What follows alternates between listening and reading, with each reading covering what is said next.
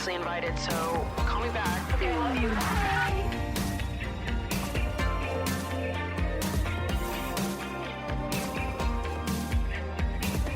Hello, everyone, and welcome back to another episode of Emotionally Online, the show for spilling guts and sharing secrets. Today, we're doing what is arguably the most sleepover type episode we've ever done, live from Morgan's bed. This is my sister, Mo. Hey. Morgan. I'm visiting her in LA for the weekend. We just did we were filming a little dance film in the sand dunes, the Imperial Sand Dunes, all day today. I'm sunburnt to a fucking crisp. And that's the story. Here we are. This is going to be a fun episode because Morgan doesn't fucking talk. I get scared. I get nervous. It's just going to be me, and then there's going to be all these silences where I'm like, yes, ma'am. You are holding a mic. Do you have anything to add? I'm shy. It's like a camera that's right there, and you're like acting like there's a stranger in the room with us right now. One time we tried to record an episode of the podcast with our little brother. It was me, Morgan, and Luke, and we were sitting on the porch of our parents' beach house, and it was like 10 p.m. and we probably sat on that porch trying our absolute hardest to record this episode for like an hour and a half. Mm-hmm. We started and stopped a million times because every time the vibes were off. They were atrocious. So it was like vibes. I don't know what was the many reasons why that episode just wasn't working. Luke kept starting fights. Yeah. And we were like 5 minutes into like recording, and all of a sudden he like went into something really depressing, and I was like, yo, you can't like bring that up like right now. Like, we were like, Luke, we cannot start the episode off like it here. We can't just like jump right in. He's like randomly, it felt like when people set up tables and they're like, da-da-da-da, debate me. Like, that's what I felt like Luke kept doing every single time we would start. Like, he would just like pitch something and be like, what was he going off about? Oh, he thought that TikTok music was ruining a generation. Yeah. And he started like going into a spiel, and I was like, I don't even know if I'm passionate enough to debate about this. Like, I don't know. It went on for like 20 minutes, and then the whole episode is just that. And you're like, all right, I don't know how I feel about this. I love your passion, but like, where's this going? What are we doing? So, as you can tell, I'm the talkative sibling. Yes. Morgan's not talkative, but I mean, I'm shy also. I just think we're two different genres of shy. Yeah, I agree. Because you're like shy at first, and then like, yeah, which I am too, like when I meet people, but I guess like you're very used to like putting yourself, yeah, like having a lot of people. I'm not fazed by, because like sitting in front of a camera or like doing the podcast, this feels the same to me as sitting by myself. Like, I'm not aware that there's a camera there. Mm-hmm. And I feel very aware that. Yeah. So I'm like, we're just vibing and chilling. And you're like, I'm on a stage. I know. I feel like I'm in like public speaking class, and I'm like giving a speech, and I'm like, okay. Or I'm like doing improvisation and acting class, and I'm like, what comes next? I don't know. So we've got some sister advice to give. Why are we qualified to give sister advice? Because, we're like peanut butter and jelly. We're like... That was so you can be the peanut butter to my jelly of you. Yeah. What's that song? You could be the peanut butter to my jelly. You could be the butterflies that feel in my belly. What goes after that? You could be the captain and I can be your first mate. And you could be the chills that I feel on a first date. Wait, what is that song? I don't know what it's called. It's by Auburn, isn't it? That's early YouTube vibes. Early music video YouTube vibes. Don't know if I could ever be without you, 'cause boy, you complete me. The Perfect Two. Oh yeah, Perfect Two by Auburn. Yeah. A slay. A slay of a song. Well, I think for the most part, like we don't have very many conflicts. We just No. and we have a great relationship. We're very close. We're besties. So Bestianas. yeah. Yeah. We're 4 years apart. I'm 25. Morgan is 22. Yes. Yeah, you just turned 22. For a second, I was like, we're 4 years apart, but that would be 21. And I was like, that's not right. That's because I'm about to be 26 in a month. Mm-hmm. Some people would say that 4 years is a big age gap, but I've never felt like it was big between the two of us. No. And like Morgan's, I'm the oldest. And then there's Cole, who's 23, about to be 24. And then there's Luke, who's the youngest, who's about to be 18 soon. In 6 months. So not that soon. But I think that Morgan and I have just always been the closest. And it's because we did all like the same things growing up. We have a lot of the same hobbies. And we have very similar senses of humor, I think, also. What's funny, though, is that, like, you're shy and I'm shy, but you're the funniest person I know. Like, I laugh harder with Morgan than I do with literally anyone else on the face of the planet. Like, I'm with you for, like, 5 seconds and something happens. And it's like, I just start losing it. Yeah. Also, Morgan's, like, accidentally funny. Like, one time. Oh, this is just, like, I brought this up earlier when we were in the car because I was reminded of it. But when I was here, like, 2 years ago, we woke up really early to go to Disneyland, and we get in the car, and Morgan is blasting "I'm a Winner, Baby" by RuPaul at Only way to top do it. volume as we're driving, and I was like, that's so fucking funny. Like, she doesn't even realize how funny this is. Well, I just remember thinking we were like so tired, like No, it's so like fucking dead tired. silent in the car, and you're like, "I'm a winner." I was just like, this will wake us up. I just like cranked it to like full blast, and it was just like we were sitting there, and like RuPaul was just like, "I'm a winner." It raised my spirits. And then the first time that I visited here, we're driving back from the airport, and Morgan's just like pointing everything out to me, like, this is the In-N-Out, that's the Ralph's I go to. And then we get to a Rotary, and she goes, this is my Rotary. And it's like just dead silent in the car. I was like, nice, Morgan. Oh fuck. But I feel like there's like something like that every 4 minutes when we're together. Yeah, I feel like I'm always laughing when I'm with you as well. Just good vibes. So, anyways, all of that being said, Morgan and I would love to read about your guys' life and your stories. Yes. And give you our perspective as sister besties. Okay. So this first one, I already read out loud to Morgan because I was gobsmacked when I read it. This was the kind of juice that I was hoping that we would get in the box. You guys really provided for me here. It reads, this has been a debate between my sister and I for over a decade. I'm the younger sister, and when I was like 7 and my sister was 13, I had one of those bumpy straws that come in theme park cups. When you blow through it, it whistles. I was whistling through this straw, and my sister told me to stop or she was going to take it because it was annoying her, and I, of course, ignored her and continued to do it. She then ripped it from my mouth, and guess what? Those ridges on the straw ripped out my front teeth. Obviously, this is her fault for ripping it out of my mouth, right? But she has always claimed it's been my fault because I didn't stop when she told me to.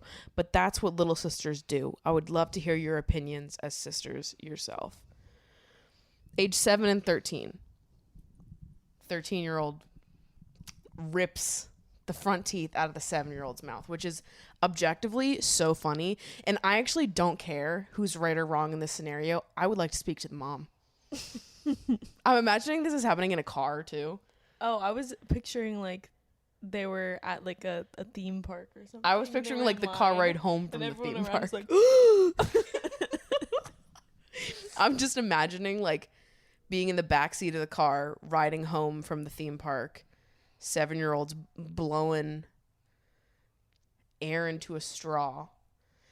Older sister rips the straw, pulls the teeth out, and mom's like, I'm just like, I applied it to our own family. Mm-hmm. I'm imagining like 4 kids in the car and then me and you in the back, and I pull your front 2 teeth out, and mom's like literally about to commit homicide. The way that could literally like be integrated into my memory if like you told me it happened, like I would totally be like if you read me that story and was like, this That's was happened us, to I us. could've been like, Okay, yeah. I remember it. Yeah, that was trauma that I stored deep in the brain. That's why I don't remember it. I mean, I think objectively, it can't possibly be the 7-year-old's fault. No, she just wanted to play with her little straw. I mean, I will agree with the 13-year-old that you were annoying, and maybe in some reality you had what was coming to you, but I don't think that we can blame the 7-year-old for being a 7-year-old. Yeah.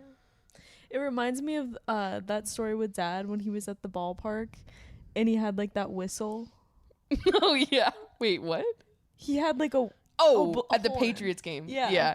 I think we talked about this is like featured in one of my old vlogs. was It's it? probably not even on the channel anymore. Right? It was when we were Yeah. playing like I remember that. fucking Cards Against Humanity with Luke, and he was like 12. Yeah.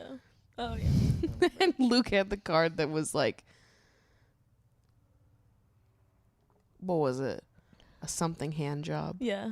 Whatever. A sad hand job. A sad hand job. Luke had that card, and we were all sitting there. It was me, Morgan, Luke, and my dad. My dad was like, I can't play this game with him. A 12-year-old picks up a card and it says a sad hand job, and he's like, what's that? Yeah. He had no idea. But, yeah. Wait, you tell the story. I think I remember the end of it, but I don't remember the beginning. Well, okay, so Dad was at the Patriots game, and he had like one of those like Will you horn. hold the mic close to your Oh, sorry. mouth? He had like a horn, and he was blowing it so obnoxiously, like it was screeching. And the guy behind him This got guy's so, 6 Coronas deep, by the way. The guy behind him got so mad at him that he like took it out of his mouth and threw it all the way across the stadium. And my dad was just sitting there like what the fuck just happened? Like a grown man just like so took funny. this horn out of my mouth and threw it. I love old people beefing. Yeah. That's also just like objectively so funny to picture Dad that happening to. He looks like Big Caillou. Like, that's so funny. Yeah. Somebody rips a horn off of 6-foot Caillou's mouth and flings it across a football stadium. And that's what I'm saying. Like, that wasn't Dad's fault. That was the other guy's fault because he was like jiving. And Right. If he ripped out Dad's 2 front teeth. Well, no, even worse. No, but I get what you're saying, though, because it's like, yeah, it might be annoying, but also he's at a football game. Like, you're allowed to be annoying at a football game. You're 7. You're allowed to be annoying when you're 7. Exactly, yeah. So, yeah, That's that was a great comparison. I know, right? Because that totally applies there, too. So, if we were in a court right now and somebody presented that as additional evidence, I'd be like, I'm really on the side of the 7-year-old Because when you now. apply it to old people, it like then you see it in perspective and like, okay, but this is a 7-year-old, so like, Which is funny because I feel like people would be like more okay with if like a guy at a football game knocked Dad's teeth out by ripping a horn away from him. yeah. Like, I think to us we might be like, that guy sucks. But then to other people they might be like, well, your dad's an asshole for blowing a horn. Maybe he was good at it though. Yeah. I don't know. Case closed on that one. We're blaming the 13-year-old. Honestly, if the 13-year-old grown-up sister now is listening to this, I would say that like maybe you just need to own that as like it was funny. Like, yeah, you're at fault, but like that's a power move at the end of the day. You annoy me, I'll knock your 2 front teeth out. And yeah, maybe that makes me a bitch, but I did what I needed to do. I'd do it again. I would do it again. So I'm like, maybe instead of arguing that you weren't the problem, you just need to own that you are the problem and be proud of that. I feel like that would be a better route for you. All right. Next up, what were your favorite sister memories that you have accumulated over the years? Do you have any sisterly traditions? I'm a little sister, and I love my sister very much, and I'm so curious as to how you keep your sister relationship thriving. Every December, we always play Toontown. That's the only one. Listen, if you've never played Toontown, then you don't get it. And you know what? Every time I mention this, I always feel like people think I'm fucking joking when I say that we spend hours and hours and hours of our lives. We're both maxed. Yeah. If you even know what that means. That takes like years and years and years. If you've never played it, you don't even understand what the fuck I'm saying. But if you've played it, knowing that both of us are maxed is like you need the proper reaction to learning that is to be like, what the fuck? Yeah. You guys are in your 20s and you're maxed on Toontown and you still play it all the time. We played it 2 days ago. Yeah. And we'll do it again tonight. And we will. Pancake and Dinky, baby. Guess who's who in the comments? Yeah. Which one of us looks like a pancake and which one of us looks like a dinky?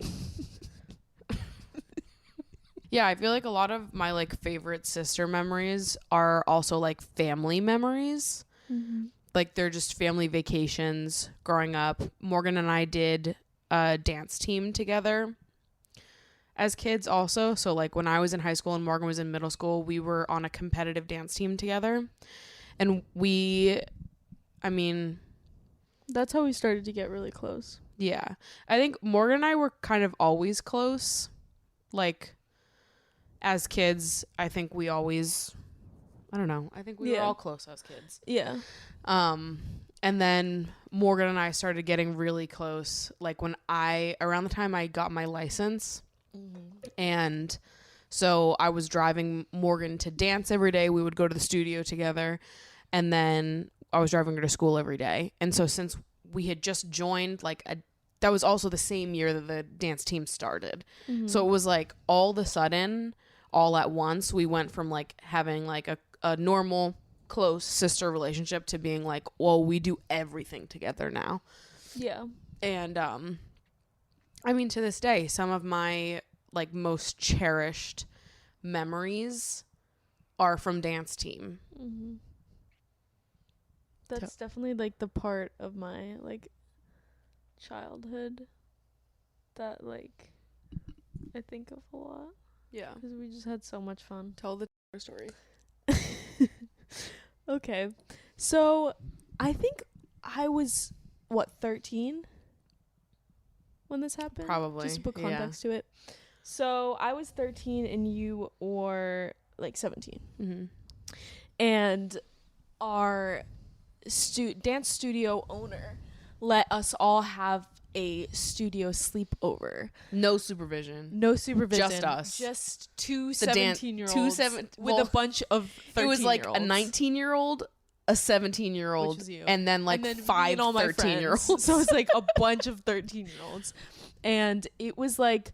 We went to a very non-traditional dance studio, to put it one way. Yeah. It was the most fun ever. And honestly, I think that contributes to why dance team is like some of my best memories of all time. It was just because it couldn't have gone down like that at any other dance studio. Mm-hmm. We were really like family, at such a young age too. It was chaos over there. It was so chaos. But so we were having a sleepover at the dance studio. And okay, keep going. And it was late. It was like 2 a.m. We had already had our fun. We were going to bed. We were all tucked in for the night. So when everyone's falling asleep, all of a sudden we hear at the door, like bangs on the doors at 2 a.m. And all of us were like, literally like, what the fuck? I remember you grabbed my arm, you were squeezing me, and you literally were like, Morgan, I love you. Like we were preparing like for death. Like... And we grew up in a small ass town. Like not a single crime had ever happened. For context, also, the dance studio is right next door to the police station. We are next door neighbors to the police station. Not even exaggerating. So it's like next door neighbors. First of all, we grew up in a very, very small town. I believe it was actually voted like one of the top Safest 10 town most in safest towns in America. Yeah. Like, there was no reason for us to believe that No somebody crime had was ever happened in that breaking town. into a dance studio that they somehow knew that there were 8 teenagers just in. This is like a And also there was a door to the building, and then the dance studio was upstairs. So they would have to gotten through the front door and like Yeah. somehow gone they upstairs. would have had to know that there were teenagers in this fucking work building at 2 a.m. on a Saturday and want something to do with us. And not only are they going to try to break in, but they're going to knock first just to fuck with us. Yeah, so But it made sense at the time, It did. like in our heads, and we were like, well, that's it, we're dying. Even though it's also like, okay, if someone was targeting us, are they really going to target the dance studio right next door to the police station? Like, it just doesn't make sense. So we were sitting there, we heard the knocks, we immediately started freaking out, dialing 911 immediately. Like no other thought, just like 911 was dialing on our phones. We hear another round of like hard knocks, and they were like stiff. It was like boo, boo, boo. So we were like started panicking. So we were on the phone with 911. We were like, we're literally next to the police station and someone's trying to break into our dance studio. And so then like we're on the phone with the police. And then, I don't know, I think there was another round of knocks. And then we were still freaking out. And then all of a sudden, There's like a bust. there's a bus. And one of my friends comes out of the bathroom, which was right across from the front door. Comes out of the bathroom. And she's like, guys, I was locked in the bathroom. Why didn't you come get me? And she was pissed. And she was mad. She was like, guys, what the fuck? Why? I was locked in there. Like, why didn't you come get me? And we're like, we're on the phone with 911. We thought that there was something from the front door. And then I remember someone just kept saying over and over again to her. They were like, why didn't you say anything instead of just knocking? Like, we were all so confused. We were like, why didn't you say you were locked in the bathroom? It was like 10 minutes. She was just like, boo, boo, boo. Like, what? Well, that was the thing. It was like, if you were locked in the bathroom, wouldn't you just be like, Hey guys, in the bathroom. can someone help me? Someone pull on the door. I'm crying. So then the police had to come walk over from next door, and they see like a bunch of kids alone in a studio at 2 a.m. I'm like, They're like, we gotta come up and like check the place out. It's protocol, even though we were like, no, we're good. Someone was just locked in the bathroom. it's so embarrassing. It was humiliating. And then we also like live in a town where like people read the police logs for fun, because it's also like, it's always ridiculous shit where someone like calls the cops because there's a squirrel in their front yard that's like causing a bunch of a ruckus. So then imagine the next day, everyone's reading Police Beat. All the parents of the kids that attend this dance studio reading Police Beat and being like, wait, what the fuck? A bunch of kids were at the dance studio at 2:30 in the morning and they called the cops because they thought there was a break-in. Turns out it was just their friend that was locked in the bathroom. Oh, God. It was just so fucking ridiculous. But that story, like, there's so many like that. Oh yeah, That's like dime a dozen with dance team. yeah. There were so many good ones. Oh, my God. One time Morgan got a clipboard stuck in her vagina.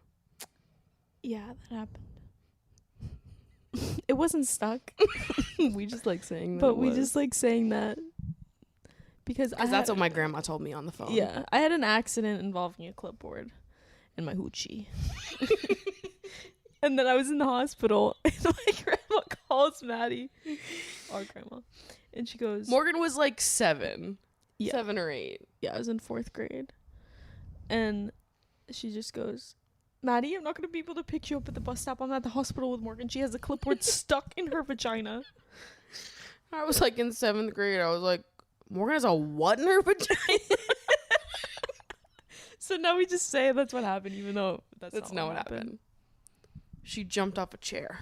I didn't. That's a false theory. You were the precipitation in the 3rd grade water cycle play. Yeah, so I put the clipboard between my legs because And jumped off a chair. No. Mom just likes to say that. Well, also the memory's kind of fuzzy, but I was not on a chair. Like in my okay, it was a while ago. I don't really remember it that well, but in my memory, I was not on a chair. I was on the ground. and I put the clipboard in between my legs because I had to show something with my hands because that was precipitation. And then I tripped. Okay. This is a new information that I've never heard before. That's how the story happened. I heard that you were on a chair and you jumped off on top of the clipboard. On top? What does that even mean? No, no, that's not what happened. I was never on a chair. Okay, this makes more sense. It was like the side. Yeah, so then she had to be transported to the hospital. I'm fine now, guys. Don't worry. I mean, assumably you're fine. This was like 15 years ago. Just had to clarify.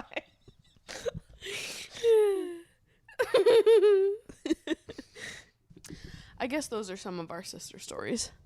I'm sure we'll think of more as we answer other questions. And I think the second part of your question, I have another submission here that's going to require a similar answer, so we'll save that one. All right. Next one. This is a little juicy. Okay. I have an older sister, and she dated this guy a few years prior. We were 2 years apart, and once I got to high school, I started hanging out with the same guy she dated a few years prior. I knew about their past, of course, but I couldn't help myself. Hashtag little sister, hashtag evil, question mark. The hashtags really added to this story for me. This is why it caught my eye. I felt like I was in the circle. Yeah. Okay, so basically she started dating her sister's ex-boyfriend. I don't know if she started dating him or she hooked up with him. Okay. It's unclear, but basically they're only 2 years apart, and the little sister went after the older sister's ex in some capacity. And she probably doesn't know. Assumably, the older sister doesn't know. Damn. That's fucked up. Yeah. Like, that's, I'll be honest, I'd that's be wild. so serious with you right now. That's fucked up. Yeah. I love that you wrote hashtags, though. Like, you kind of think this is funny. You're like, hashtag little sister, hashtag evil, question mark? Like, maybe. Yeah. But I feel like it just, like, maybe... Like, I think this is maybe just a confession. They're not even asking for any advice. Because maybe they don't really care. Like, maybe they're just not that close. So it's, like, not a big deal to them if they just, like... I don't know. If anything happens to their relationship. But, like, I feel like this is, like, big enough that it could, like... That's wild, end though. end your, like, you know, with your sister. Yeah, like, even if I wasn't close with a sibling and they did that, I would still be pissed. Oh, yeah. Still be pissed, but, like... Maybe she just doesn't care if the relationship gets ruined with her sister, you know? I guess I just don't relate to that. Yeah. I mean, makes sense. Yeah, that's wild. But yeah, I don't know. They're not asking for anything, so I guess this was just a confession. They needed to get it off their chest. Okay. So, are they evil? Maybe. Perhaps. Jury's out on that one, but it's not looking good based on the information provided. Yeah. Okay. Next one is, do either of you deal with feelings of jealousy towards one another or family members comparing you to in terms of professional life, dating, relationships, social life, wellness, etc.? If so, how do you navigate that? I also sort of added on another one that was similar in here. Do you guys have advice on how to stop comparing yourself to your siblings? I have a twin sister, and I can't stop comparing our looks. She is thin and straight-sized, while I am plus-size, and it's been that way since basically forever. I have phases in which I feel very confident, and at other times I just want to crawl out of my body. I'm working on fixing that, but sometimes I can't help but fall into old habits. So, comparison. Comparison in siblings, either by you comparing yourself or family members comparing you. I feel like I definitely really struggled with that when I was younger. Like I feel like I don't know. I feel like when I was younger, my parents always thought I was doing things just because you were doing them, like dancing and stuff. Like you started dancing before I did, I'm pretty sure. Yeah. So Well, it it's was, like I'm 4 years older than you, so yeah, so it was like, it felt like whatever, I was like struggling to find my own like interests in things, because it felt like, obviously I liked this, like you had such an influence on me, so like I grown to like the same things that you did. And I remember it was really hard to like actually like, you know, find like, I was just questioning like, do I actually like this, or do I just like it because Maddie likes it? yeah.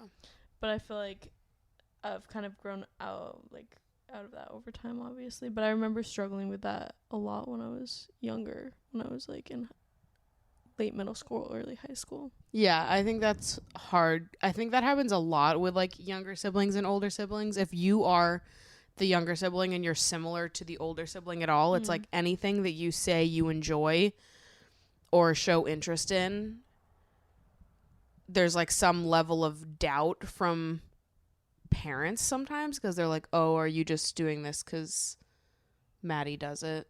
Right. Or is this actually what you want? Which is really annoying, especially because I felt like I mean I even felt uncomfortable about that when it got closer to your like end of high school time, and you would be like applying to colleges for dance, because Morgan's the dancer. Dance was like a fun little hobby for me. I have never been a dancer in the way that Morgan has been, and I remember there being like, not like our direct family, but more distant relatives that would always like, you know, be talking to Morgan about college and like reference me all the time. Like I felt like they couldn't talk to you about pursuing dance without being like, oh, you're going to be a performer just like Maddie. I was always brought up in some capacity. And I remember feeling uncomfortable because I was like, okay, but what Morgan does and what I do is like totally different. And like Morgan's the dancer, not me. Morgan's the performer. I love performing, but my kind of performing is very different than what Morgan does. So you don't have to bring me up. You can just talk to Morgan about her stuff. Yeah. But I noticed that people would do that all the time, and Definitely. It always made me feel irritated for you. Yeah. And I think it's Morgan and I have talked about the like second part of this before, about like comparing looks as siblings, because I don't feel like I ever really have.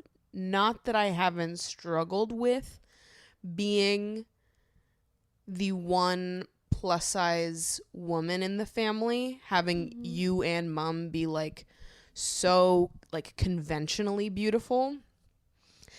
Not that I haven't struggled with that, but I don't think I've compared myself to you. Like, yeah, that makes sense. And I feel like probably the main reason for that is just because 4 years is not a lot of time, but it's enough time that like developmentally, I've felt like physically we've always been at very different stages until like, you know, recently. Whereas like as a high schooler, am I going to compare my body to a middle schooler's? No. As a college student, am I going to compare my body to a high schooler's? No.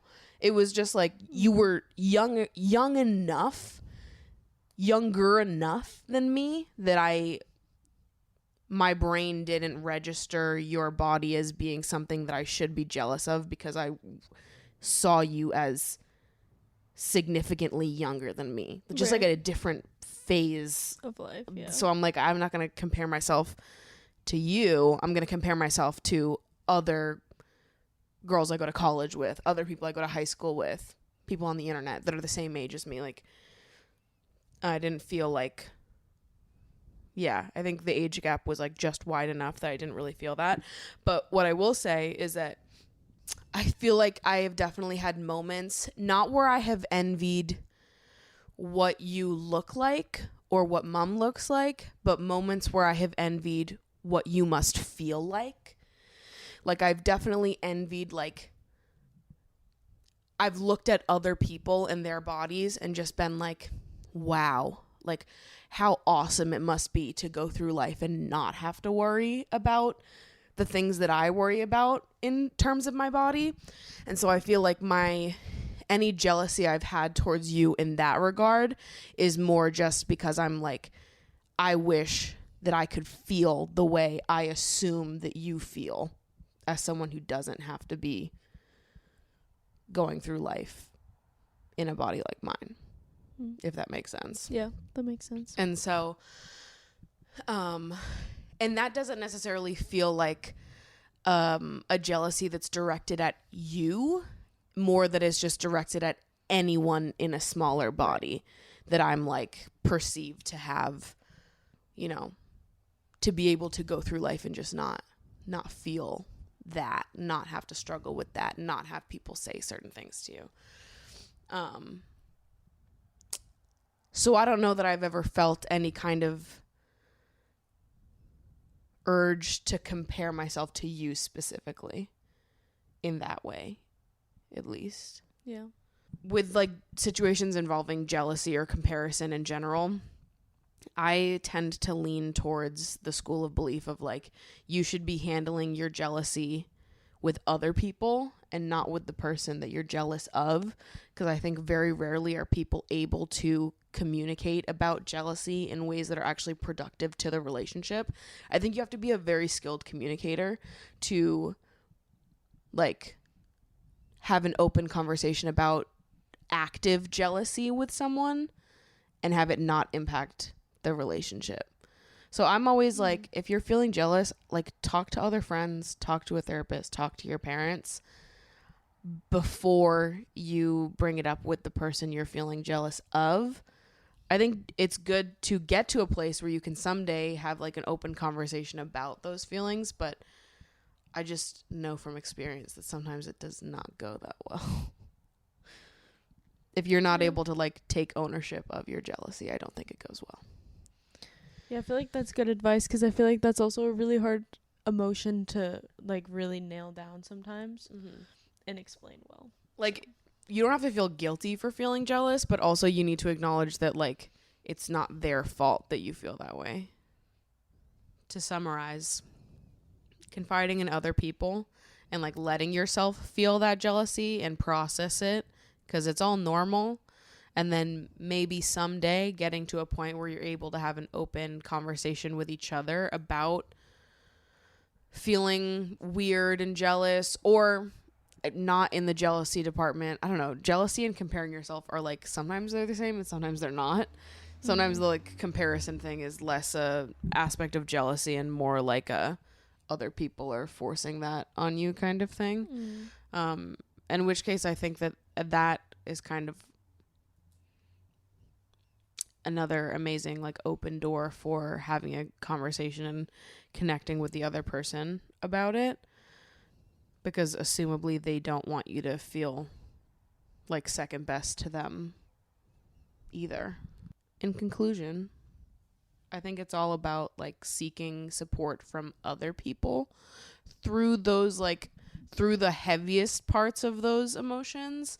And then once you feel like you have a grasp on how you feel, being able to like seek support with your sibling and like open up to them, have open conversations with them about that feeling. It depends on the situation. Yeah. My advice changes depending on what it is we're specifically talking about. The next person just said, not a request, but I need you to do your icks about each other. I have one for Morgan, and I feel like I can't really think of many others, but I will. Okay, go. My first ick for Morgan is that she puts her hair all over the walls in the shower, and I hate it. Yeah. Well, yes. Yeah, that's her ick. I do. That's the only one that feels obvious to me, so I think that honestly, that reflects positively on you if that's the only one. That's the only thing that comes immediately to my mind when I think of your icks. Morgan thought of one for me last night. Did. That's the only one I can think of right now. Maddie was like drinking water. Now I'm Wait, self-conscious. actually, can I demonstrate? Yeah. She had a water bottle. Instead of like just like, drinking the water and like holding it up to her mouth, she took like one big gulp, put it right down, and then put it right back up for another big gulp, like this. So this is how a normal person would drink it. Ready? Right, like a few gulps. I did a pour demonstration. And then this is how Maddie did it. Wait, I feel like I need like an actual like water bottle.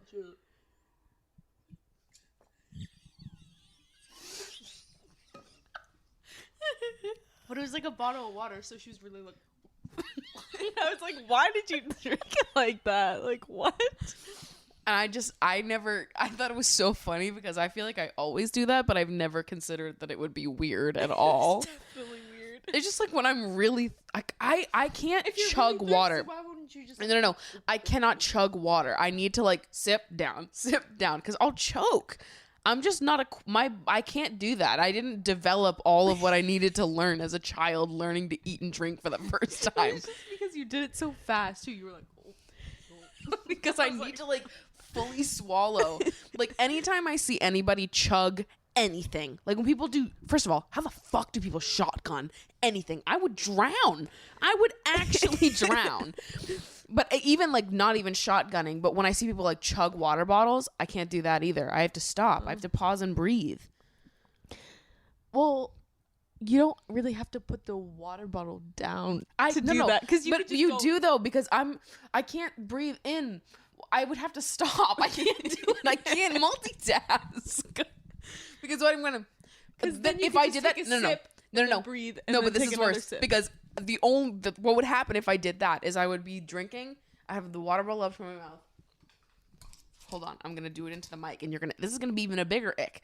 To be honest, this is empty, but I have to be like,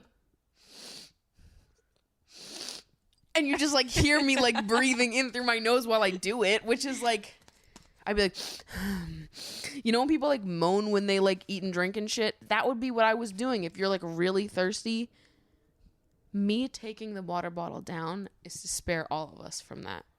Okay. So I can breathe better rather than rushing myself. Fine. Ick removed.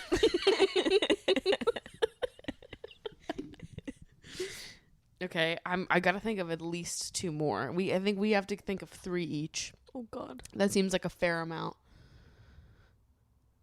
I thought of another ick. Okay. You've never done this to me, but Mom says you've done it to her.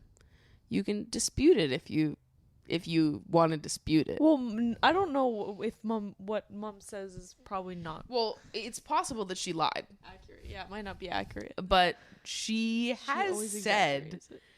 that you borrowed her undies. No! Oh my God. I don't borrow her undies. Mom made me buy That's Morgan a lie. underwear over Christmas break because she was like, she keeps stealing my underwear. That is not what happened. I had one pair of hers that I thought were mine, and then she was like, "You took those out," and I was like, "No, like I thought they were mine." So now she thinks I like take her underwear, but like I swear I don't take her underwear. Yeah, she was like, you need to go to the mall and get Morgan some new underwear because she keeps taking mine. I don't take other people's underwear. Okay, ick removed then. Thanks. If it's a lie. It is a lie. I did think of one, but I haven't actually heard it in a while. I know you're gonna say Your jaw? Yeah. Yeah. My jaw like unclicks. It like literally unhinges itself from my face when I eat. But you haven't noticed it recently. No, I haven't. But it like her jaw like pops in and out of place. Yeah. I don't notice it. If you point it out to me, then I notice it. But other people can hear it a lot louder than I can like feel it happening. It used to be really like a few years ago. I remember it was like click, click. Like it sounded like you were like cracking bones. I was like, doesn't that hurt? But it hasn't happened in a while, so that's probably a bad thing. I feel like what? That it's just randomly stopped happening. My bones are just like Do you still wearing feel down. it? I mean, my jaw feels weird all the time. Oh. It's probably because I don't wear a retainer. Maybe. My overbite's coming back. Yeah, they told me I need Invisalign. Oh, really? Yeah. I go to the dentist and they're always like, you should order a new pair of retainers. I'm like, it's bad. I haven't worn a retainer in 6 years, bro. Yeah. You want me to start now? I guess. I don't want to, though. Morgan's a bed hog. No, I'm not. Not anymore. Well, you're still a blanket hog. We've You're just literally lucky I shared like being cold. I'm not a blanket hog either. Oh, I've literally you are. stayed a little like in my section. You have stayed in your section, but you are a blanket hog. Last night, I was literally like, first of all, we shared a king bed last night. We were at an Airbnb, and I'm like at the edge of the bed, and I'm like, I have a little tiny bit of quilt. And I was like, damn, like, is this just really like not a great blanket? And then this morning, I wake up and I make the bed. And guess who has blanket like hanging all over their side of the bed? Well, I had an extra blanket that I brought into the room that you didn't know about. Well, you were taking the quilt and the extra blanket then? You're making your situation worse. No, I thought you were just talking about the blanket. No. I'm talking about the quilt. You're lucky I like being cold because I wasn't that bothered by it. I did wake up like around 5:30 and I was like, I would like to be a little warmer. You also did the same thing the first night that we were here too. I was a little chilly. But I was like, at least she's on her side of the I have bed. an extra comforter downstairs, so I'll go grab it for you today. Okay, thank you. You can have your very own comforter. Ick disputed. Ick retracted. This is not how icks are supposed to go. We like say an ick and then it turns into a debate on why the ick is wrong. And then we get rid of it. Okay, ick remove. I guess that's all the icks we have. I guess. Sorry to disappoint. I guess we're too nice. I don't know. So my sister and I get along so well. We're living with each other in our 20s to save money, and it's great, but we usually have these yelling fights at each other like around a couple times a week, always about random shit. Like if we go more than a week without it, it's something I'm shocked by. Do you two argue/fight, and how do you resolve it? Any tips on lessening these sister arguments? Thank you, and Illy. I think we used to fight a lot more when we were younger. We also have not lived with each other since then. Yeah. So I feel like it's normal for like once in a while to have like a big fight. Maybe not every week, but also they're living together. But I feel like that's still it's still a lot to do multiple times a week. But also it doesn't concern me. Yeah, well, yeah. Because like whenever we have fights, it's just it gets resolved on its own. Like we just kind of like get over it because we're like, okay, well, and you're actually the only person on earth that I think I can act like that with. Like I don't think there's anyone else on earth that I could just like we fight and then like maybe an hour later it's just like so tunage. Yeah. Want to log on? Like it's like we just forget it happened. It's not even like it has to be like a big apology fiasco. Right. It's just like it's done. Yeah. We have a fight and then it's over. Mm-hmm. But I don't think there's anyone else on planet Earth that I feel that way about. But I feel like sometimes with siblings, it's just like you fight and then it's like whatever. Yeah, it's just easier. But I like we've had like some stupid fights before. Like one time we got in a fight because we couldn't decide where to go for lunch. Do you remember that? No, I don't. We were driving. It was on Christmas Eve in like just 2017. Me and you. I forget who was driving, if it was me or you, but we were going to go out to lunch with each other on Christmas Eve. This was like 2016, 2017 maybe. Mm-hmm. We were driving up a road that's literally like 2 minutes from our house. We would just left the house and I was like, okay, so where do you want to go? I feel like I had asked Morgan this like 5-10 times at this point, and her indifference was driving me up a fucking wall where I would be like, do you want to go to, where do you want to go to? This, or this? And she'd be like, I don't care. Or whatever. And I just like it was pissing me off. And I was like, Morgan, fucking pick something, please. And then you kicked off and I kicked off and we're yelling. And then we pull over the car on the side of the road. And one of us walked back to the house. I think I walked back to the house. And then you drove around for 3 hours. And then our parents were like, where the fuck is she? I do not. And I was tracking your location being like, I don't know where she is. We got into a fight because we couldn't decide what to go for lunch. I actually do not remember this. Like, I'm like debating if this even happened. Like, I really think you're just making this up. No, because that wasn't even that long ago, but I have a memory of this. No. And you know what year it was? Do you remember when I took that video of you out on the porch in the bathrobe? That was mimicking the video of the Vine. That was not 2017. That was 2015. Wrong. I can pull it up on my fucking Instagram stories right now. I don't know. That seems like a very long time. It was that ago. year. And that was taken on Christmas. We had just gotten over it because it happened the day before. Oh. Well, You don't remember that? no. I don't know why. I also have kind of a bad memory when it comes to like. But anyways, the point of me telling that story is just to say that like sometimes stupid fights happen when you're siblings, and it actually has nothing to do with each other. It's like you have other things going on in your life, and because you're so comfortable with each other, you end up fighting. Yeah. But it literally has. But I think that's why it's so easy to resolve fights with siblings, because I think you're like, it literally, whatever, it's not you. And I think that like sibling fights are normal. And I think they are normal because you are closer, because they are blood, because it's like when you have a connection with someone where you're like, there's literally nothing on earth that could make us not besties. And you have like the understanding of having the same childhood, the same family members, the same trauma, anything. Like there's just like an understanding there that it's never that serious. Unless it is. We're talking about petty arguments right now. Not like, you know, if your sister fucks your ex-boyfriend, which that Right. is more serious. Not being able to decide where to go to lunch, taking personal stress out on each other, that is different. And I think that's like all siblings do that. And I don't think it's really something to be concerned about. Like, I'm not worried for the state of your relationship because you guys are fighting a lot in this phase of life. But I would maybe consider, like, what is the actual root cause of these arguments? Like, is it each other? Is it like a roomie issue and you guys just need to talk it out? Or is it like you guys are taking things out on each other because you're so close? So that was everything I pulled. We've been recording for a while, and this isn't even the end of the episode. We still have to recap a certain show. I don't really remember what it's called, but I'm going to pass it over to future Maddie, because I haven't watched all of this week's episodes yet. So, thanks for coming on to the show, Morgs. Thank you for having me. No. You're not responding correctly. I can't talk in a British accent. I'm so sorry. Respond. Try it. No, please don't make Just say, thanks for having me, babes.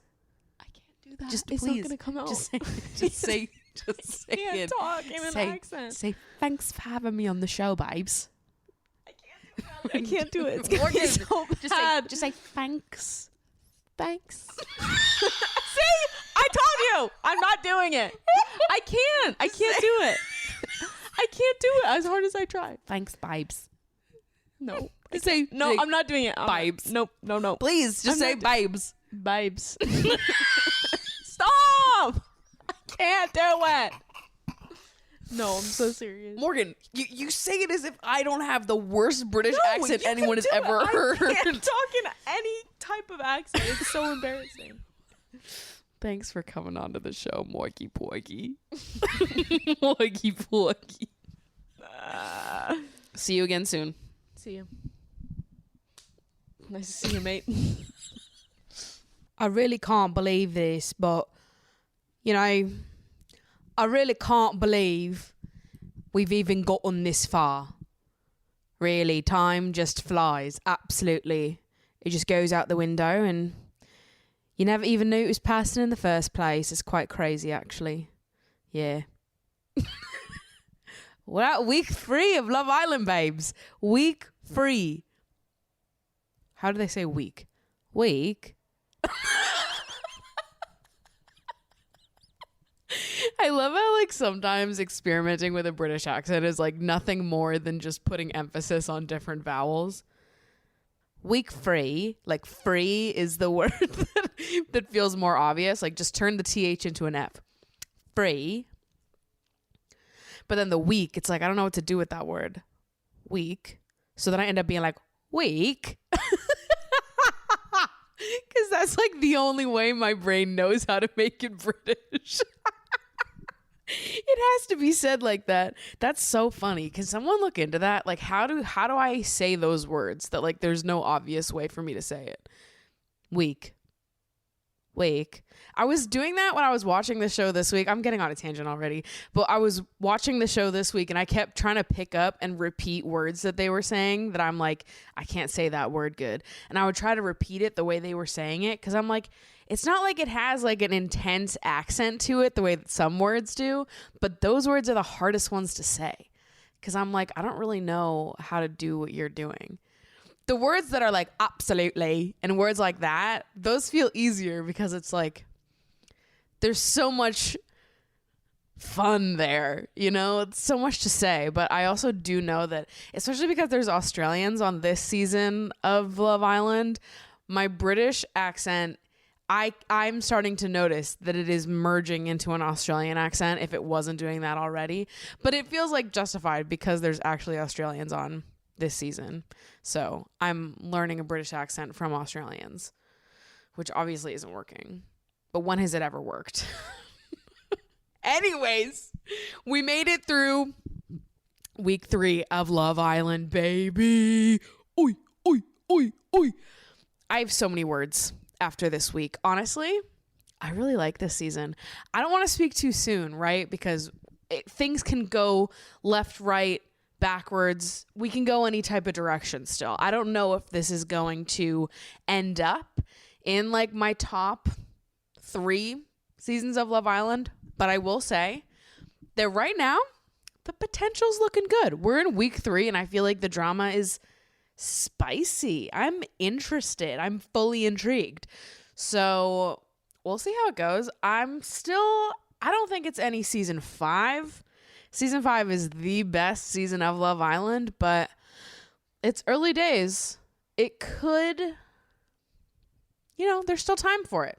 So I'll hold out my opinions, but I will say I'm really liking this season so far. Okay. So last week, we ended the week where they were playing that like dare game around the fire pit. And the dare that Tom got was that he had to build his perfect woman using the face of one girl, body of one girl, personality of another girl. Awful question. We knew it wasn't going to go over well. And obviously it didn't. And Zara was pretty hurt by Tom's answer. Obviously there is a disagreement that ensues, and Tom continues to prove that he is literally the fucking worst. I hate that man. So as Zara is expressing to Tom that this hurt her feelings, and like, yes, it's a challenge, it's a game, whatever, like it didn't matter, it hurt her feelings, which fair fucking enough. I think it would hurt anyone's feelings. I don't know. This is the thing about Love Island is like when you're in the Love Island mindset, and you're like, you see the world through the Love Island lens, the reaction is to go, oh, well, it's just a game. It's just a challenge. Like they were forced to answer that question. In a real world scenario, nobody would ever be put in a position where they'd even have to give an answer for that.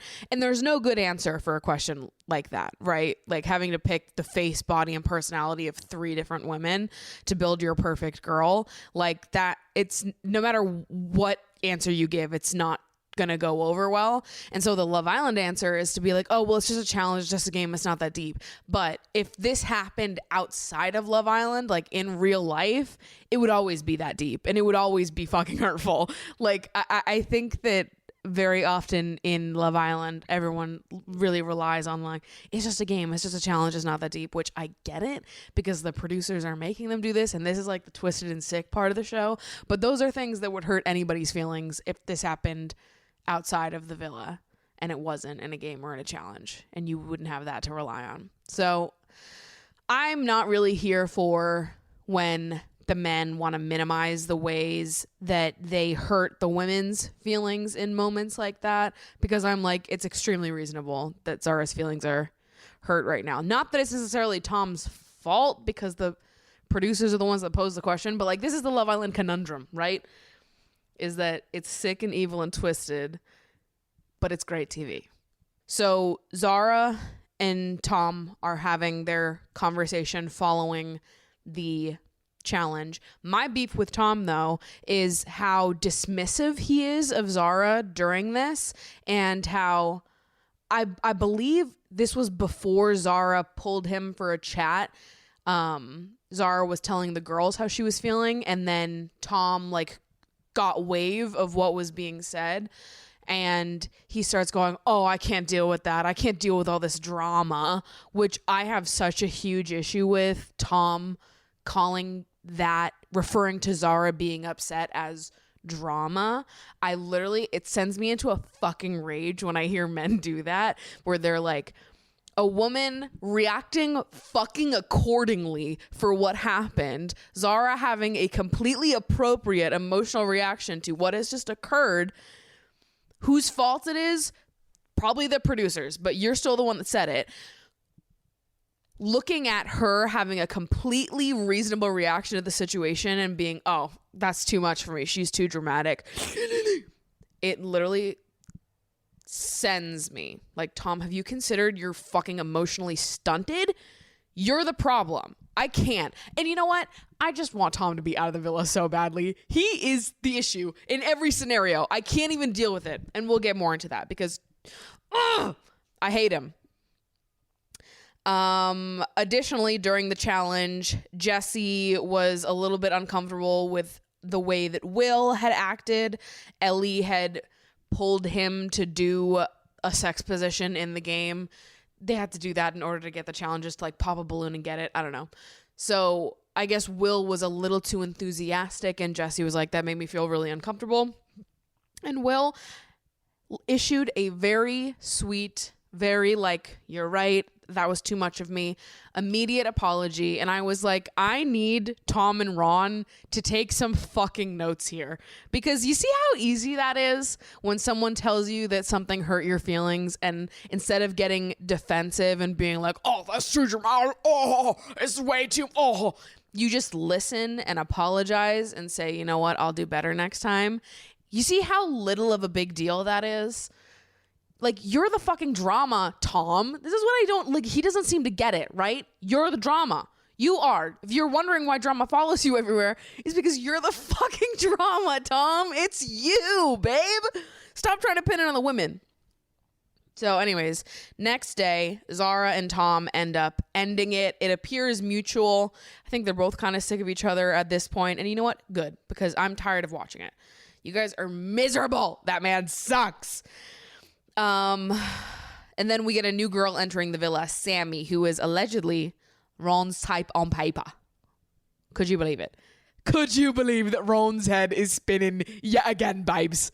I could have seen it personally, could have seen it coming. Which, week 3, my Islanders are Ron and Lana. So this wasn't looking good for me. The points department. Because if Ron's going to go for Sammy, then Lana's going to be like, yeah, we're not doing this, which means no kissing, cuddling, snogging, date points for me, which is exactly what happened. So, new girl enters the villa. Ron is acting like a fool, as always. The boys are like having a conversation about like, oh, dude, she's crazy. She's so beautiful. Like, who likes her? After they all meet her, and it's like Ron and Kai are really the two that are being the most fucking weird about it.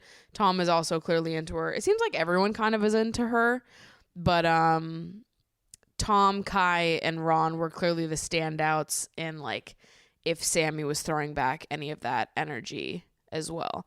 And in this conversation, Shaq says to Ron immediately, and he's like, if you even entertain Sammy briefly, if you go for this at all, like, Lana is done with you. Laid it out plain and simple for him. And I was like, am I a Shaq stan now?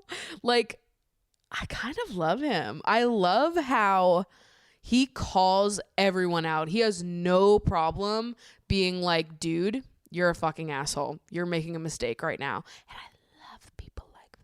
I love people that are able to be like blunt and honest with their friends, but it comes from a place of like, I love you and you're better than this.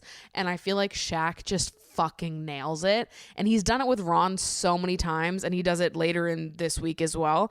But seeing him be like, dude, you know what's going to happen if you try to pursue Sammy. Like, Lana is going to be done with you, and is that really what you want? She's such a sweet girl. Are you really going to do this to her? I was like, king behavior. I love him. Later on, Olivia and Tom have a chat about reopening things, which is interesting because, again, this man is the most boring man on the face of the planet. My friend Mika so eloquently said that he has the personality of a broomstick, and I could not agree more.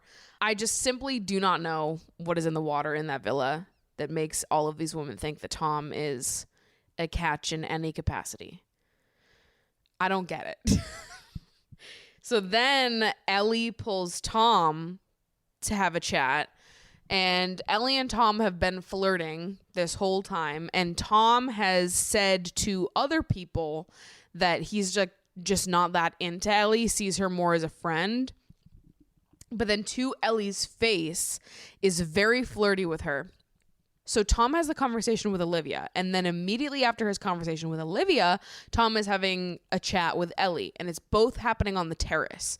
So Olivia comes down from the terrace, and she's in the kitchen telling the girls, like, oh, I just had a chat with Tom about reopening things. Like, it went so well. I'm, like, really excited about it, really happy. And they pan out to, like, this shot, this wide shot where you can see them in the kitchen having that conversation, and then right one floor above, on the terrace, you can see Ellie and Tom getting very close. They end up sharing a kiss. This man sucks. He sucks so much. I hate him. What the fuck? Like, what fucking freak behavior is that? You just, like, I literally, it makes me sick. It makes me fucking ill. You are a freak, Tom. He literally had a conversation with Olivia, said, I want to explore things with you. I'm looking into, want to reopen things with you. And then goes off, has a weird conversation with Ellie, who he's been telling everyone else he's not into, and then has the audacity, nerve, and gall to kiss her? And you know what?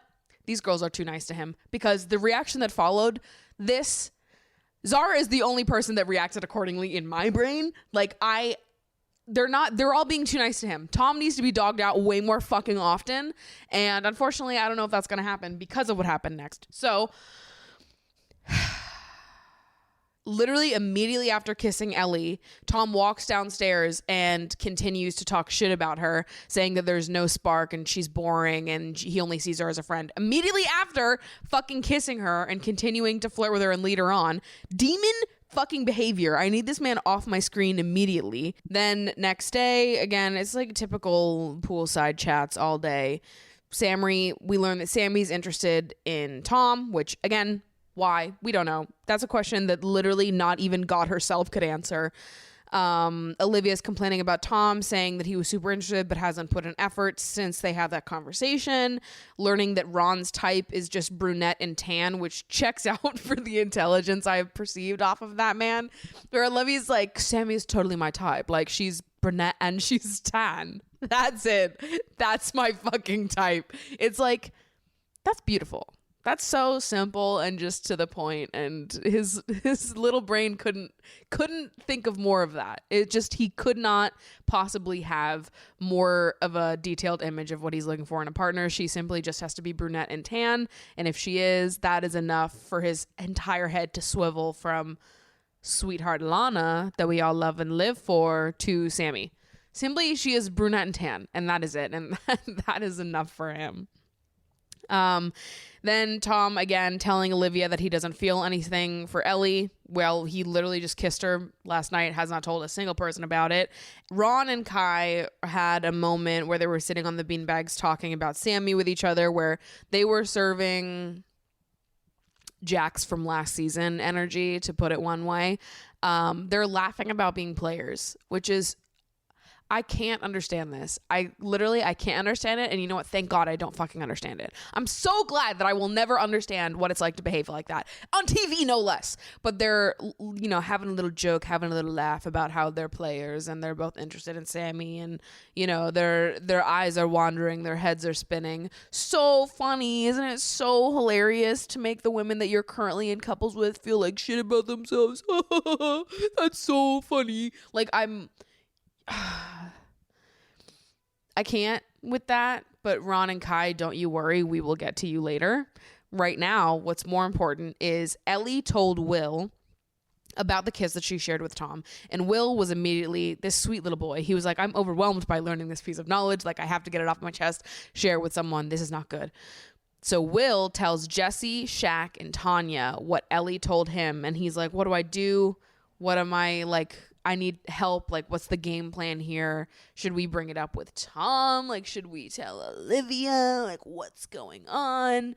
And before they can come to a conclusion here, a text comes in that sends Will and Jesse out on their first date. So Will and Jesse leave the villa, which leaves Shaq and Tanya with this piece of information. Did we really think Tanya wasn't going to tell someone? Of course not. So Tanya is like, I can't hold this piece of information in. Let me go tell Zara. So the second that Zara hears this piece of information, Tanya's like, you can't tell anyone that this is going on, that this happened. Like, it needs to just stay between us. And Zara's like, I'm sorry, but I have to tell Olivia right now. This cannot wait a second more. We can't wait for when Will comes back to the villa. Like, we need to tell Olivia right fucking now, which I fucking loved. I was like, fuck yeah, especially because Olivia and Zara have had so much conflict. The fact that Zara in this moment was able to put all of that to the side and be like, fuck no, like, I don't give a fuck what my issue with Olivia is or what problems that we've had. Like, Tom isn't going to get away with treating her like that. We need to go tell her right now. I was like, love it. Loving and living for it. Girl power. So they tell Olivia. Olivia immediately walks and is like, Tom, can I play you for a chat? And it was like, ooh, it's happening. So Olivia eloquently calls this bitch out. He's sitting there stuttering, deer in the headlights, had no idea what to say. He starts spewing bullshit. Tom's defense was saying that Ellie came on to him.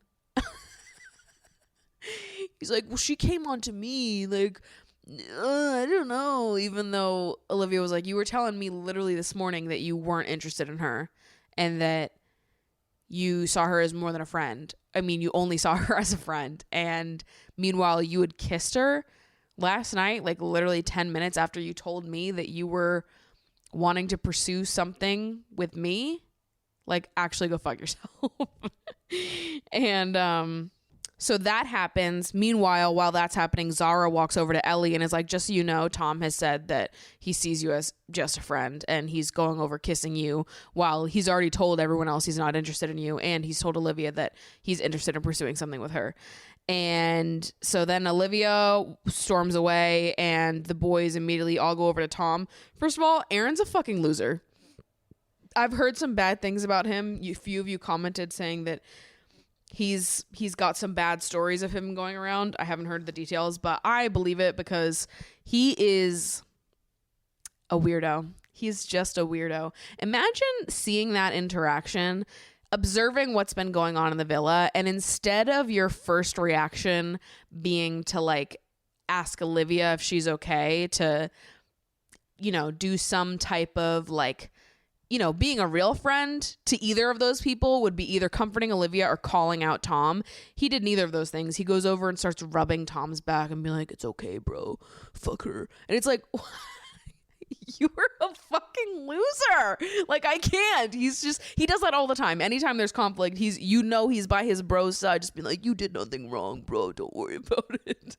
Even if they've absolutely done something wrong. Shaq, on the other hand, my fucking king, coming back in again to shut Tom down immediately. He comes over and he's like, Tom, you're an asshole. You're an asshole and an idiot. And like, honestly, you deserve what's coming to you because you behaved like that. And Tom's like, you don't know the whole full story, bro. Like, you don't even see what happened. Like, don't come at me like this. And Shaq's like, I'm going to come at you like this because you're a fucking idiot. And I was like,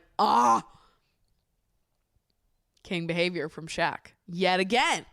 Suddenly Shaq and Will are my favorite Islanders. And who would have ever thunk that? Who would have ever fucking thunk that my favorite Islanders would be men? But Shaq and Will, they're kind of fucking killing it this season. And you know what? It's no surprise that Shaq and Will are the two like most decent dudes in that villa. And they're the two that are in successful relationships that are actually progressing. Who'da thunk? Who'da fucking thunk? Isn't that so shocking to learn that the two men that are the most emotionally competent are the ones that are in successful things that are developing? It makes so much sense. The math is mathing, and I like it. It's pleasing to my brain. Then after all of this, while the boys are all over by Tom, Zara's like, you know what? This is a great time for me to go bitch out Tom. And you know what? He deserved every fucking second of it. And I loved her for it because she successfully got under that bitch's skin. Ooh! She like said something about how like your parents must be so proud of you, vibes. Something like that. I don't know. She brought his parents into the story, which just set him off.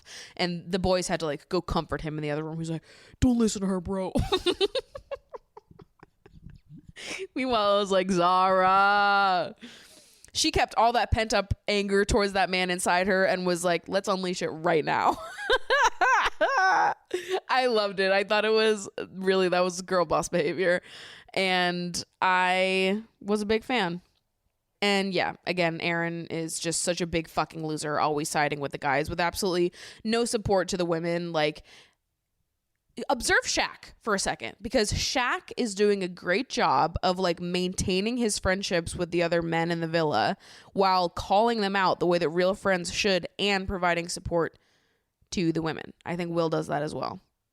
So I'm just saying, like, you can call your friends out for being fucking assholes. You do know that, right? Just checking in, because it doesn't seem like you know that. Yeah, I just can't fucking deal with... And this is something that I feel like we've seen so many times this season already with like, I mean, this happens every season of Love Island and in life in general. This is just like a common occurrence. But what I cannot fucking deal with is men being super disrespectful, the women then responding accordingly to those men being disrespectful, and then the men being like, oh, she's such a bitch, she's so much drama, like I can't do it, this is too much for me, as if they didn't fucking start it.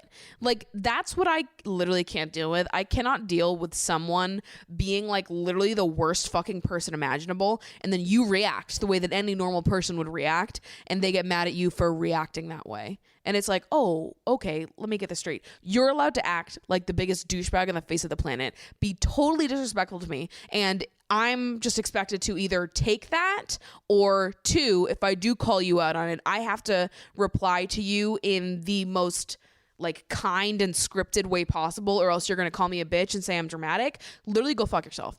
And you know what? We've all been in situations where someone has done that to us, where it's like, you're going to get mad at the way that I'm reacting when you're the one that took it to that place in the first place.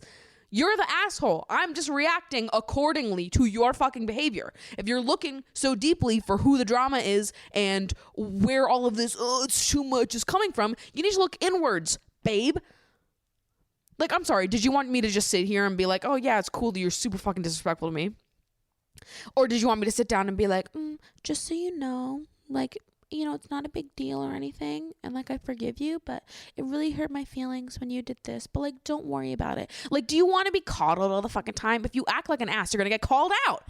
And I don't have to like police my tone to make it so that it's the most acceptable for your fucking ears to take in. Like, you are an asshole, people are gonna react accordingly, and to react to that by being like, oh, she's a bitch, she's a drama, she's too much, it's like, you deserve jail time. I actually cannot deal with that.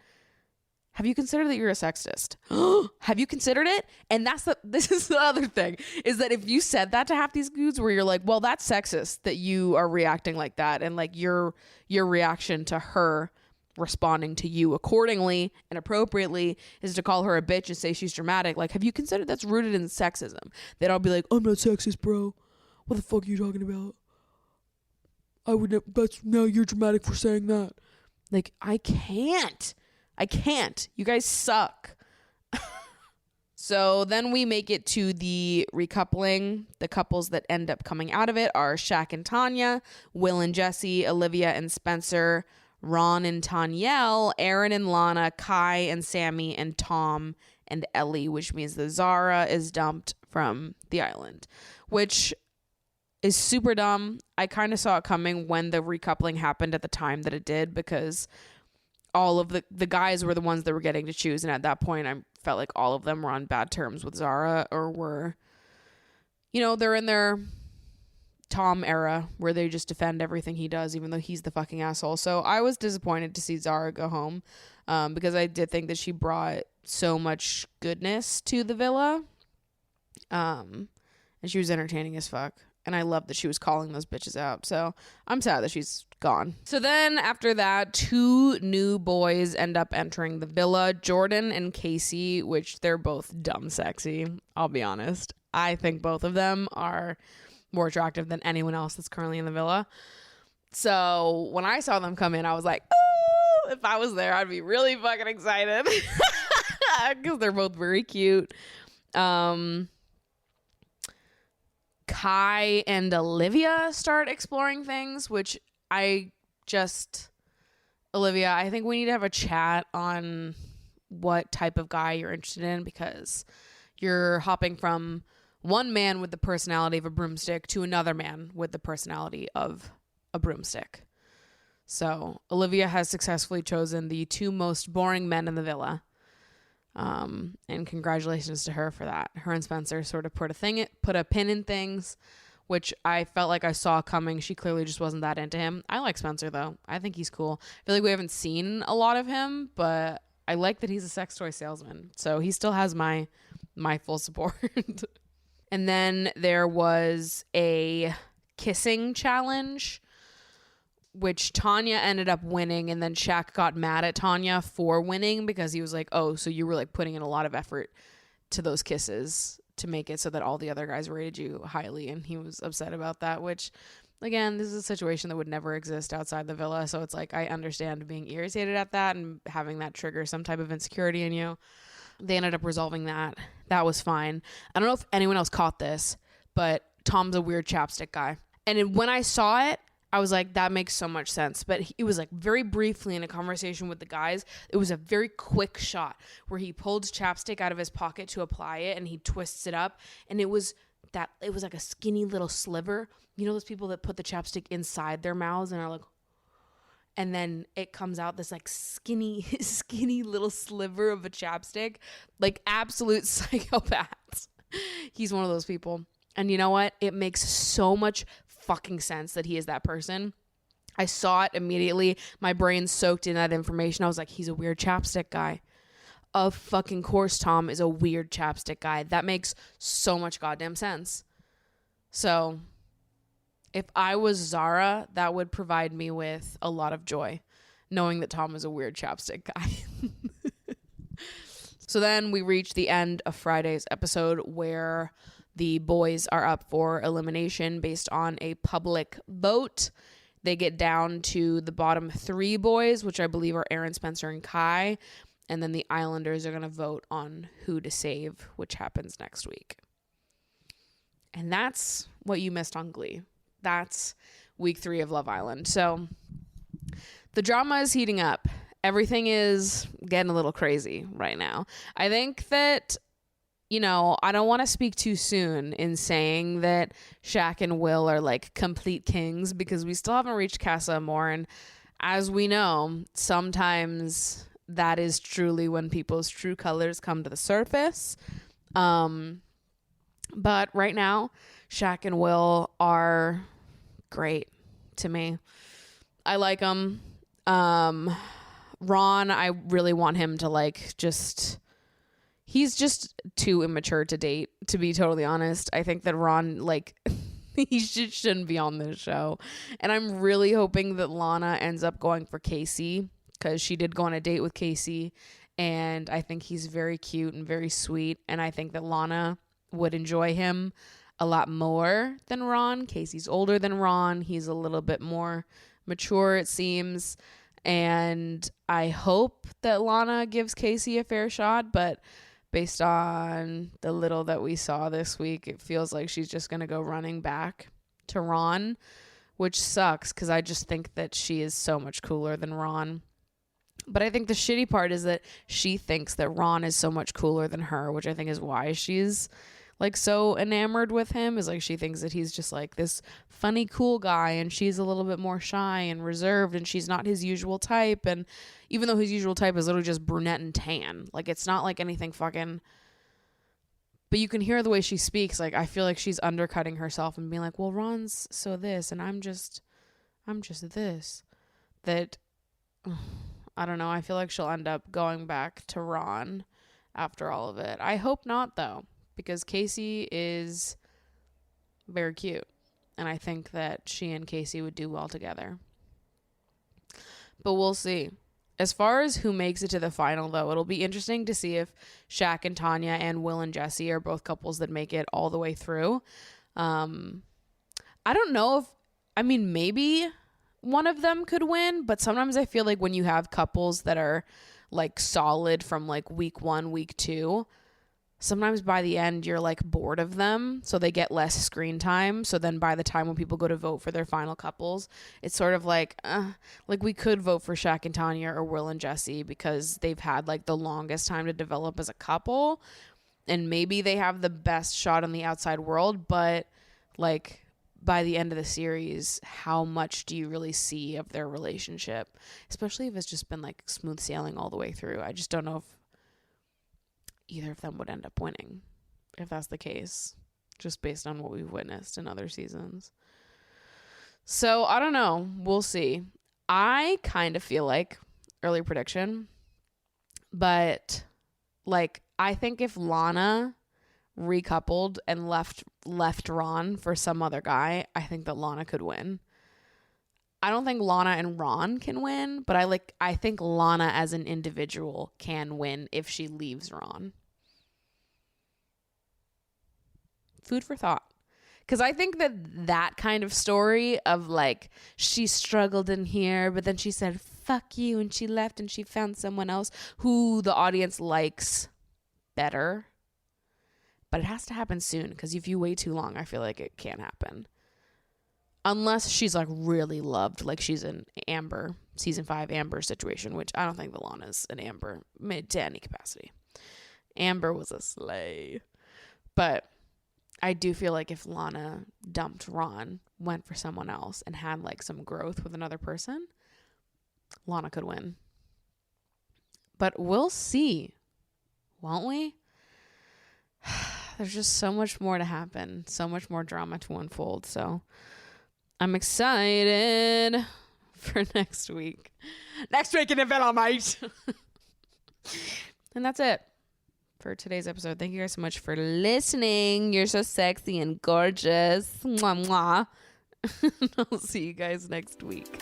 Goodbye.